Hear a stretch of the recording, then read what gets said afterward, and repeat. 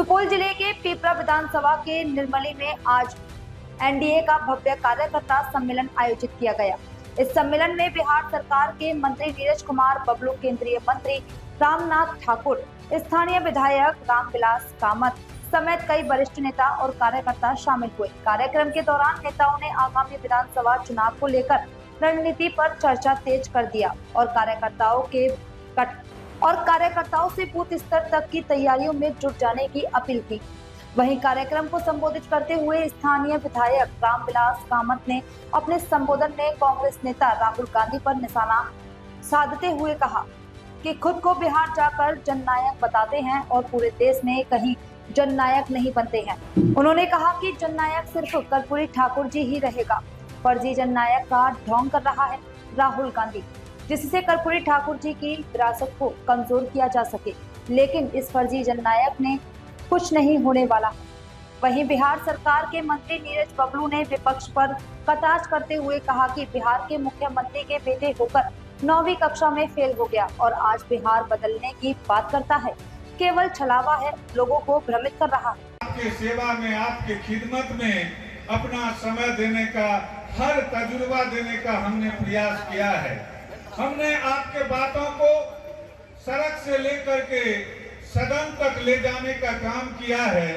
आपके जितने भी कार्य थे जो आवश्यक थे, उन सभी कार्यों के लिए हमने लगातार प्रयास करते रहा है और आपके मान सम्मान, आपके प्रतिष्ठा के लिए मैं हमेशा लड़ता रहा हूं और आप लोगों के आशीर्वाद से हमने इसमें कुछ सफलता भी हासिल किया है।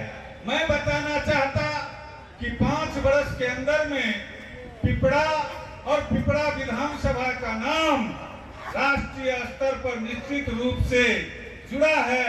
आज रेल के माध्यम से हो तो पिपरा से सुपौल जो रेलवे लाइन है, तो पिपरा रेलवे स्टेशन का नाम राष्ट्रीय स्तर पे जुड़ा है। यह हम लोगों के लिए बहुत ही गौरव की विषय है, गौरव की बात है। हम एक बात कहना चाहते हैं कि भारतीय रेल के इतिहास में आप लोग याद करके देखिएगा कि 3 वर्ष के अंदर में रेलवे के लिए जमीन अधिग्रहण करके, रेलवे लाइन बिछा करके रेल चालू करा देना, यह किसी करिश्मा से कम नहीं है।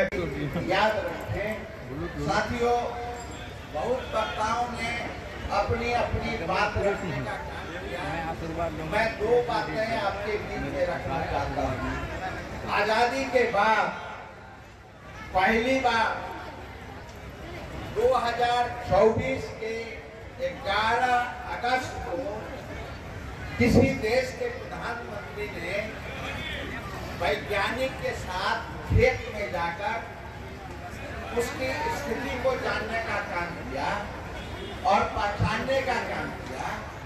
या भारत देश का प्रधानमंत्री है, इस शरीर पर ध्यान करता है, कम पानी में धान की उपज कैसे हो, वैज्ञानिकों से निवेदन करता है और वैज्ञानिक कहते हैं कि हाँ, 100% पानी में धान उगता है, वहाँ विधानसभा हो या सुपौल जिला हो, क्या हाल था 2005 के पहले?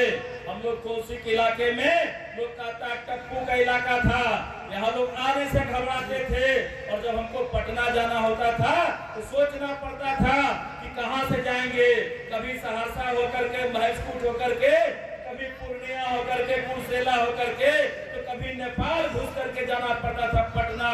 लगता था समय 7 घंटा, 8 घंटा, 10 घंटा, 12 घंटा, इतना समय लगता था। जब से ये 4 लेन की सड़क बन गई है, सुपौल का दिशा और दशा बदल गया है। कितना समय में पटना जाते हैं, मात्र 4 घंटे में पटना जाते हैं और सुपौल जो है वो भारत के नक्शे पे आ गया है। और जब से माननीय प्रधानमंत्री आदरणीय नरेंद्र मोदी जी बिहार को फोकस कर रहे हैं, तब से सुपौल का और अलग पहचान बन गया है। सुपौल में कई बड़े बड़े काम हो रहे हैं। हम पहले सुपौल की बात करेंगे, फिर राज्य की बात करेंगे। सुपौल का एक विशेष पहचान भी हमारा बनने जा रहा है। सुपौल जिला देश का पहला जिला होगा जहां देश का सबसे बड़ा पुल कोसी पर बन रहा है। वो देश का सबसे बड़ा पुल है।